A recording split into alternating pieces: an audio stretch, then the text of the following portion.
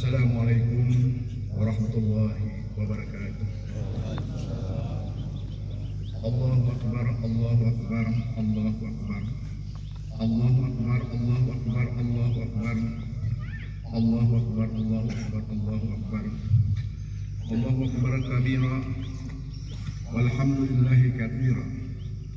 Subhanallahi bukratan wa asila. La ilaha illallah, wallahu akbar. Allahu akbar walillahil hamd. Alhamdulillahilladzi ja'ala 'Aidul Fitri li ibadihi al-muttaqin. Wa anzalallahu Qur'anan hudan lin-nas wa bayyinatin minal huda wal furqan. Asyhadu an la ilaha illallah wahdahu la syarika lah. Wa asyhadu anna Muhammadan 'abduhu wa rasuluh. Allahumma shalli ala sayyidina Muhammad wa ala alihi wa sahbihi ajma'in. Ya ayyuhan nas ittaqullaha haqqa tuqatih wa la tamutunna illa wa antum muslimun. Qala Allah subhanahu wa ta'ala fi kitabihil karim. A'udzu billahi minasy syaithanir rajim. Rabbana wa adkhilhum jannati 'adnin allati wa'adtahum wa man salaha min abaihim wa azwajihim wa dzurriyyatihim innaka antal azizul hakim.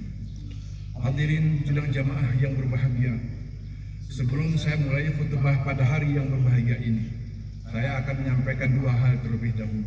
Yang pertama, khutbah kita tidak lama, hanya sebentar saja, dan saya tidak berbakat khutbah lama-lama. Yang kedua, karena ini Idul Fitri, maka nanti setelah khatib turun dari mimbar, berdoalah dengan baik, terutama hubungan dengan manusia. Apabila Bapak Ibu sekalian ada anak yang belum kawin, berdoalah. Ada anak yang belum dapat kerja, ada anak yang dibenci atasan, berdoalah sebentar, barang 1 atau 2 menit. Jangan terus buru-buru pulang. Ini adalah hari yang berkah.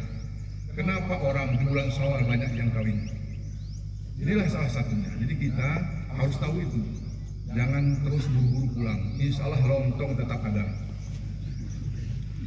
Hadirin sidang jamaah yang berbahagia, Ramadan telah melahirkan sebuah sikap sebagaimana sambutan Pak Bupati tadi. Ramadan telah mendidik kita menjadi manusia yang paripurna. Semuanya dalam Ramadan ini sudah kita lakukan sampai tingkat kedisiplinan yang luar biasa.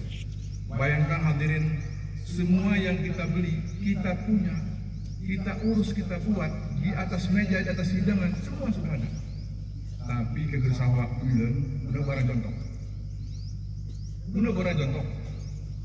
Kenapa? Inilah melatih kita disiplin. Bukan main-main. Kalau itu bisa dalam kehidupan kita lakukan. Kantor, kebun, semua beres. Tapi terkadang itu belum sampai ke kita. Malah orang non-muslim yang disiplin, orang Jepang terutama. Luar biasa mereka dengan waktu. Makanya salah satu kenapa kita bisa maju, salah satunya adalah menghargai waktu. Apabila waktu itu belum kita hargai, sampai kapanpun kita tidak akan pernah maju. Karena hadirin sidang jamaah yang berbahagia. Yang kedua, karakter persaudaraan. Kenapa di bulan Ramadan kalau kita belum bersedekah tidak enak hati? Tidak enak hati kita kalau belum bersedekah. Memang Allah memberikan fasilitas yang luar biasa di bulan Ramadan. Tapi kenapa hati kita tidak enak? Sama sekali tidak enak kalau kita belum memberikan sedekah. Hadirin sidang jamaah yang berbahagia. Allahu Akbar, Allahu Akbar, Allahu Akbar walillahil hamd. Kenapa? Ternyata itu karena iman. Ternyata itu karena iman. Itulah iman. Karena hadirin sidang jemaah yang berbahagia, iman ini perlu kita jaga. An'ama Alhamdulillah an'ama alaina bil iman wal Islam. Ya Allah, segala puji bagimu yang telah memberikan kepada kami kenikmatan iman dan Islam. Kalau nikmat iman dan Islam itu tidak ada sama kita, apa artinya kita? Tidak ada arti. Makanya hadirin sidang jemaah yang berbahagia, apakah cukup dengan iman? Tidak ternyata. Syekh Mutawalli Sya'rawi, ulama besar Mesir yang menasihati Presiden Gamal Abdul Nasir waktu mau turun, itulah Syekh Mutawalli Sya'rawi.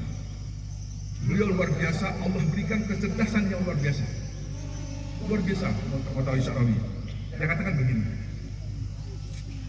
iman itu luar biasa karena dia bersama kita. Dan dia lengket sama kita. Itulah iman. Terus dibantu bersama kita. Lengket sama kita iman. Tetapi apakah itu cukup? Tidak. Ternyata di atas iman tadi itu ada namanya maaf, al-maaf. Maaf. Kenapa hadirin sidang jemaah yang berbahagia? Maaf ini penting. Kenapa Nabi mencontohkan kepada kita sifat pemaaf? Kenapa? Al-muslimu qawiyun ahabbu min muslimun da'if.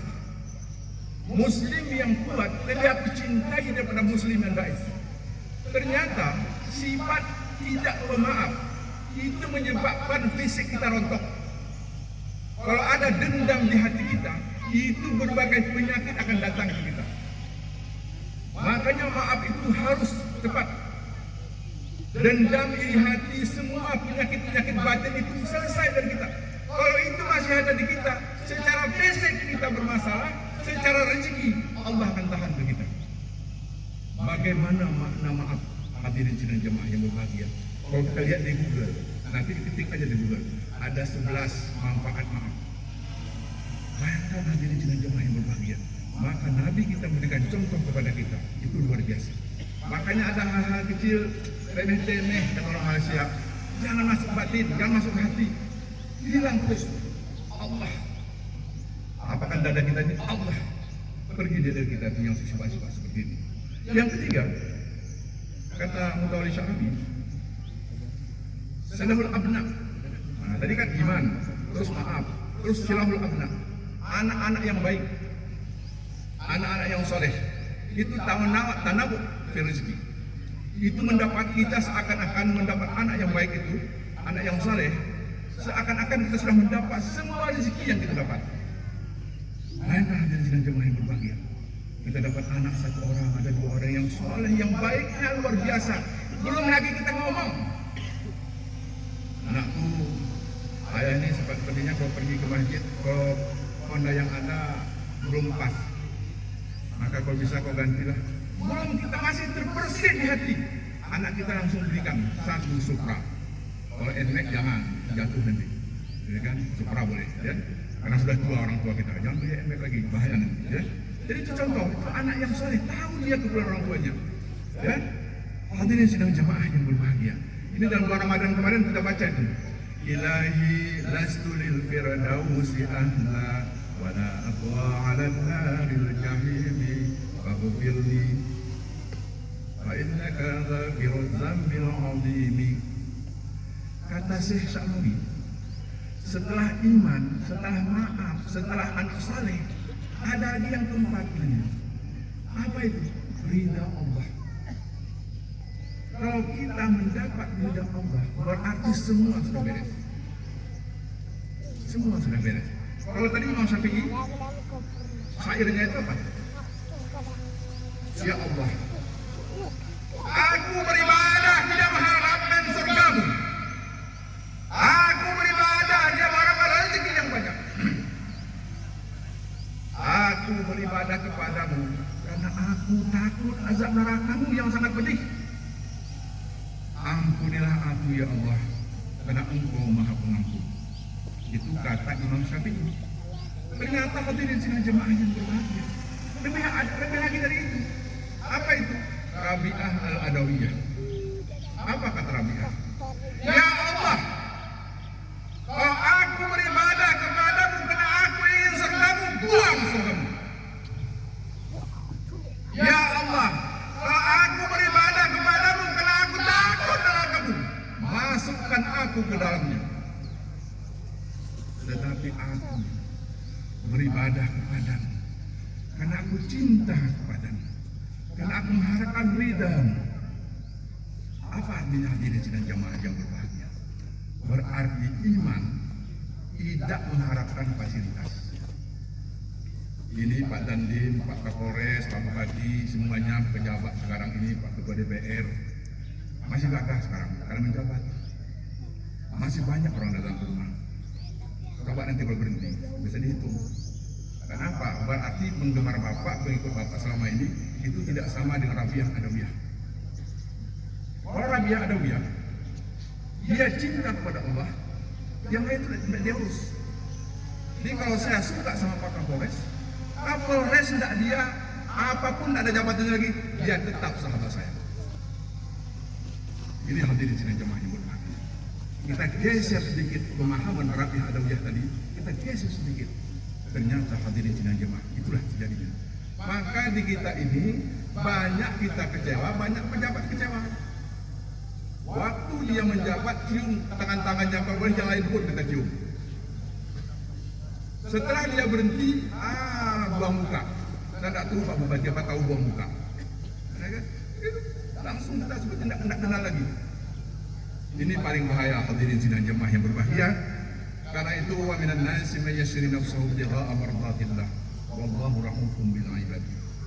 Hendaklah engkau mencari ridha Allah. Insyaallah Allah akan sayang kepadamu. Jadi kalau begitu apa itu? Iman dan ikhlas dia seiring dan sejalan. Hadirin sidang jemaah yang berbahagia. Ini ada cerita sedikit. Tapi cerita ini cerita pertama. Kembali gitu. Jadi orang tua ini punya anak 3. Ya, punya anak 3. Jadi kata orang tuanya pada anaknya, wahai anak, apabila aku nanti meninggal, di mana aku meninggal, di situ kau kuburkan. Di mana nanti aku meninggal, di situ kamu kuburkan. Benar sabi orang tua atau isi. Atau isi benar sabi orang tua. Anggih kena anak seduluna, rawawe. Omongan orang tua adalah seperti Al-Quran. Tidak boleh kita bantah. Disitulah kita kuburkan di dalam isi. Kena anak yang satu lagi, jangan seperti itu pemahamannya. Kalau pemahamannya seperti itu kita tidak pernah maju. Gitu-gitu aja kita. Apa artinya? Apa di isi? Apa tidak? Saya orang yang taat dan patuh sama orang tua. Saya harus di situ. Ini kemanatan kurang kita nih. Allah diperalai. Ya, Allah diperalai. Jadi kalau kita masih begitu cara berpikirnya, sampai kapanpun kita tidak pernah maju. Tidak pernah maju kita. Literlek dalam bahasa Belanda disebut literlek. Hadirin sidang jemaah yang berbahagia. Yang kedua, jadi apa namanya? Yang kedua hadirin, kita dalam bulan Ramadan kemarin kan luar biasa baca Quran. Karena Al-Quran ini beda dengan salawat. Kalau Al-Quran itu tidak pindah dari kita dia. Dia menjadi penerang di kubur, menjadi syafi'an di hari kiamat. Dia tidak pindah dari kita. Karena Al-Quran kalau beda dengan kita terus Al-Quran itu. Tapi kalau salawat, begitu kita masuk ke dalam neraka, Nabi dengan salawat yang kita baca, dia syafaat. Dia tarik umatnya dari neraka masuk kembali ke surga, walaupun ada tandanya. Ini sudah pernah ke neraka, kan tidak apa-apa juga. Yang penting kan masuk surga. Kan gitu kan orang yang tidak pernah beramal. Sorry ya. Hadirin sidang jemaah yang berbahagia. Jadi gimana? Zalikal kitab la raiba fihi hudal lil muttaqin. Al-Quran yang huda, petunjuk. Jadi kalau huda, petunjuk itu kalau kita di tengah laut, itulah menara, itulah petunjuk. Itulah Al-Quran. Jadi kalau kita menjadikan Al-Quran itu biasa-biasa saja, tidak menyentuh sedikit pun, itu sangat berbahaya. Kenapa hadirin sidang jemaah yang berbahagia? Al-Quran yang pertama ayat diturunkan sebagai wahyu kepada Nabi itu Iqra. Bukan perintah ibadah, Iqra. Iqra disuruh baca, baca, baca. Bukan perintah syarat, bukan perintah haji. Hadirin sidang jemaah yang berbahagia, gara-gara ayat ini turun, banyak sekali orang yang masuk Islam. Kenapa bisa seperti itu? Kenapa Iqra? Ternyata Nabi akhir zaman adalah Nabi yang membangun peradaban. Peradaban akan muncul dimulai dari membaca. Kalau kita tidak membaca, maka peradaban tidak akan muncul. Inilah hadirin sidang jemaah yang berbahagia. Karena itu hadirin yang berbahagia, jangan sampai kita membaca Al-Quran waktu kita sudah tidak betul lagi. Pernah satu kejadian dari Banda Aceh, Pak Bupati berangkat ke Jakarta, ada orang dia membaca Al-Quran dia. Ada tipe orang begitu dia naik pesawat mungkin karena takut langsung tidur. Ada tipe seperti itu. Begitu naik pesawat langsung tidur dia. Mungkin takut. Ada orang tidak ada. Dia ambil Quran itu, ambil Quran dan dia bukan orang UIN, orang ITB, itu hebatnya. Orang ITB, insinyur. Ada Al-Quran di tasnya, dia ambilnya, ngaji dia. Lagi pesawat, biasanya kalau dari Banda Aceh pesawat itu kan agak goyang sedikit kan daerah Palembang. Ini udah tidur nih, hanya satu orang yang baca Quran. Begitu goyang pesawat, semua terkejut, langsung semua baca Quran. La ilaha illallah, a'udzu billahi minasyaitonir rajim, bismillahirrahmanirrahim. Qul huwallahu ahad, Allahu samad, lam yalid. Apa itu kerja kita? Sudah terkejut? Baru kita baca Quran. Hadirin sidang jemaah yang berbahagia. Inilah pengetahuan. Pasukan Inggris tidak pernah mengalahkan pasukan Turki Utsmani. Tetapi pada satu saat pasukan Turki Utsmani kalah. Kenapa kalah? Karena Turki Utsmani mengabaikan ilmu pengetahuan. Pada tahun 1800, kalau waktu itu kapal perang Turki Utsmani itu pakai angin, pakai layar. Jadi dengan layar dia pergi menyerang Inggris. Tetapi Inggris begitu penemuan mesin uap, tidak ada urusan lagi dengan angin. Kapanpun dia bisa dengan mesinnya itu menyerang Turki Utsmani. Inilah contoh pengetahuan. Kita alhamdulillah di Tanah Gayo ini roasting, itu contoh pengetahuan. Hari itu pinjaman kepala sakit gitu nih. Seding roasting. Anak-anak pemberiannya tabung kopi. Roasting kok itu. Ada roasting lagi gede. Hadirin sidang jemaah yang berbahagia. Salah seorang tokoh ilmuwan, ya ilmuwan, namanya Leopold Weiner. Ternyata hadirin, ini pusat-pusat wudhu ini, tangan, muka ini semua, itu rupanya pusat saraf. Kenapa perintah wudhu? Ternyata hadirin, kalau kita berwudhu, saraf kita jadi segar.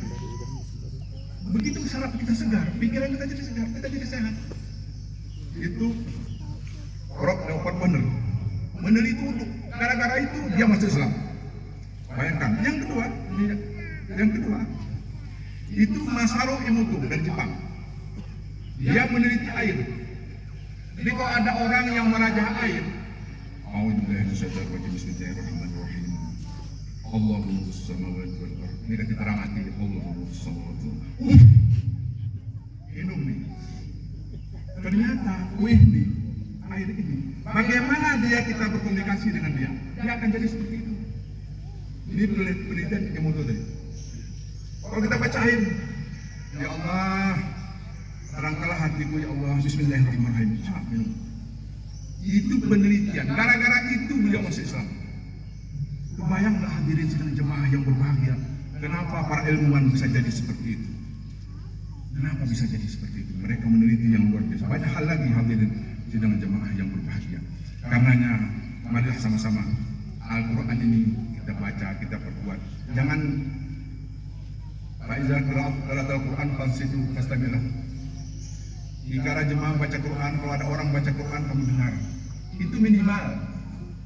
Berarti yang kedua yang kemarin dalam Ramadan baca tilawah. Tilawah itu kalau mau kita sebenarnya bacaan kita jadi bagus. Sesudah itu ada terjemahnya, ada tafsirnya di situ. Yang ketiga tadabbur, kajian. Seharusnya kita udah tingkat kajian. Ini contohnya tadi. Orang-orang non-muslim mengkaji Al-Quran sehingga dia bisa masuk Islam. Luar biasa. Karena hadirin sidang jemaah yang berbahagia. Yang terakhir, memperkuat hubungan sosial. Ini sebentar lagi saya katakan Pak Bupati tadi, itu sebenarnya Pak Bupati mau ngomong begini. Sebentar lagi rakyatku, orang akan ramai datang ke Tanah Gayo ini. Siapkan dirimu. Ini kalau 4 bulan gitu. Tanamlah cabai, tanamlah kentang, buat terus bubuk. Nanti orang banyak datang kemari. Itu. Tapi saya tidak tahu apakah kita maklum atau tidak tadi. Ya, jadi karena hadirin sidang jemaah yang berbahagia, apa nasihat orang-orang bijak? Pertama, dalam konteks hubungan kita dengan sosial, jangan pernah kita budewe. Itu hidup kita sudah pasti tidak nyaman. Ya, ada 4 kalau saya tidak salah, dilarang kita berkelahi, bergaduh. Pertama, dalam keluarga. Jangan sekali-kali kita dengan saudara kita berkelahi. Apalagi umur sudah 50. Kalau umur 50 atau 40 kita berkelahi dengan orang, kalau akrab tidak lagi. Kalau akrab tidak lagi. Sekedar kita radio. Nanti buatannya. Apalagi perkara warisan. Kemudian gitu. Harta warisan itu begitu mengenali. Bukan kita yang cari harta warisan. Kenapa? Kita yang berkelahi. Kalau tanah kita ada serobak, berkelahi kita. Insya Allah apakah warisan dan bela. Tetapi kalau harta orang tua kita berkelahi, kemana kita taruh muka kita nih? Orang tua kita, kakek kita yang cari harta, kita yang berkelahi. Ini dia selalu cerita si sini nih. Si bicing mana di sini. Yang kedua kata beliau, jangan berkelahi di kantor. Satu kantor, jangan berkelahi. Gaji kita sama-sama ambil di situ. Kita ketemu di situ, berkelahi, aib. Yang kerjakan itu seumur hidup kita dengan orang. Dulu nih Pak Ali Hashimi punya dosen, saya sudah tidak usah sebut namanya. Ini sebagai contoh saya sampaikan. Karena dia sok karakter begini, disangkanya dosen tidak hebat. Satu ketika datang mahasiswa yang dan, yang orang-orang belajar kan tahu dan itu. Sapnya ambilnya helm, dipukul dia dosennya tadi. Bayangkan hadirin jemaah yang berbahagia. Sampai sekarang cerita itu sampai kepada hadirin. Nanti satu ketika cucu cicit kita bercerita, dulu di Aceh Tengah, rakyat begitu. Air itu nanti buatan oboh itu buatannya. Yang ketiga, satu organisasi. Ini jangan nih hadirin sidang jemaah yang berbahagia, saya kasih contoh. Sama-sama bertanding merebut ketua, ini dengan ini. Sama-sama bertanding merebut ketua. Sebagai ketua berebut nih. Kalah ini, naik ini. Ini hilang 50% kekuatan. Nah ini, begitu naik, bertanding lagi. Menang setengah, tinggal 25 kekuatan. Sampai ujung sana, genap threshold 4%.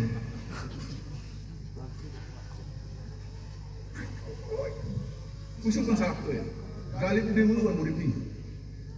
Ya, jadi rumah tangga, saudara, kantor, organisasi, jangan usahakan. Kutekan perasaan, gapai kebahagiaan, hati roh natirnya. Tekan apa? Tapi kita akan bahagia karena kita tidak punya musuh. Ya, hadirin sidang jemaah yang berbahagia. Pada suatu ketika, ya hadirin sidang jemaah, waktu peristiwa perang Khandaq.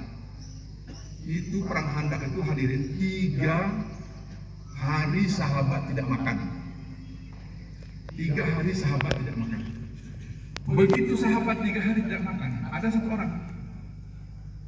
Dia potong kambingnya 2 ekor. Dia lapor sama Rasul, ya Rasulullah, saya punya 2 ekor kambing, bolehkah saya memberikan makan, bantuan makan untuk orang ini? Kata Nabi, siapkan terus. Tapi nanti yang membaginya saya. Ya Nabi. Dia buat terus kambing tadi, dia masak, dia buat terus roti, sudah siap, dia panggil Nabi, dikasih sama Nabi. Apa kata Nabi? Saya yang bagi. Inilah berkah hadirin sidang jemaah yang berbahagia. Dia ambil tadi Nabi bagi. Inna rahmatullahi qaribum minal muslimin. Apabila kita bersedekah seperti ini, kita ingat sampai sekarang. Sedekah dia kita ingat sampai sekarang. Kata hadis, apabila ada orang bersedekah, nanti generasi selanjutnya menyebut sedekah itu pahalanya akan bertambah. Bisa hadirin bayangkan, misalnya di sini bangun satu majelis taklim Kampung Blangkolak, diwakafkan oleh satu orang. Semasa ada majelis taklim itu, terus kita lewat, semakin kita sebut majelis taklim Blangkolak, itu insya Allah pahalanya mengalir terus kepada orang yang mewakafkan. Inna rahmatullahi qaribum minal muslimin. Hadirin sidang jemaah yang berbahagia, mudah-mudahan kita meninggalkan legasi semuanya. Apa itu legasi? Legasi adalah ingatan orang kepada kita.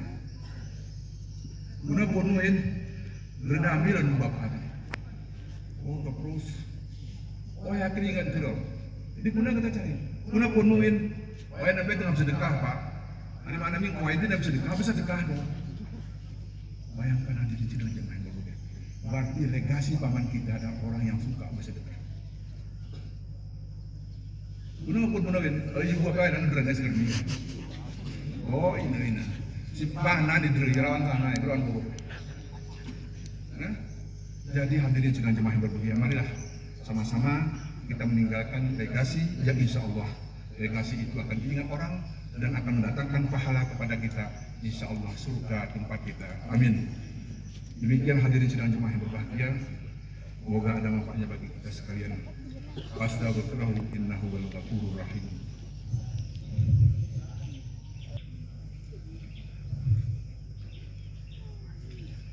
Allahu akbar, Allahu akbar, Allahu akbar, Allahu akbar, Allahu akbar, Allahu akbar, Allahu akbar, Allahu akbar kabira, walhamdulillahi katsira, subhanallahi bukratan wa asila. Alhamdulillahilladzi hadana ila siratal mustaqim. Asyhadu an la ilaha illallah wahdahu la syarika lah. Wa asyhadu anna Muhammadan abduhu wa rasuluh. Allahumma shalli ala sayyidina Muhammad wa ala alihi wa sahbihi ajma'in. Ya ayuhan nas, ittaqullaha haqqa tuqatih wa la tamutunna illa wa antum muslimun. Qala Allah subhanahu wa ta'ala fi kitabihil karim. A'udzu billahi minasyaitonir rajim. Dzalikal kitabu la raiba fihi hudan lil muttaqin. Allahumma ighfir lil muslimina wal muslimat wal mu'minina wal mu'minat al-ahya'i minhum wa amwat ya qadiyal hajat. Allahumma nas'aluka ridhaqal jannah wa na'udzu bika min sakhatik wan nar. Allahumma rabbana taqabbal minna innaka antas samiul alim wa tub alaina ya maulana innaka antat tawwabur rahim. Rabbana atina fid dunya hasanah wa fil akhirati hasanah wa qina azabannar. Walhamdulillahi rabbil alamin. Assalamualaikum warahmatullahi wabarakatuh.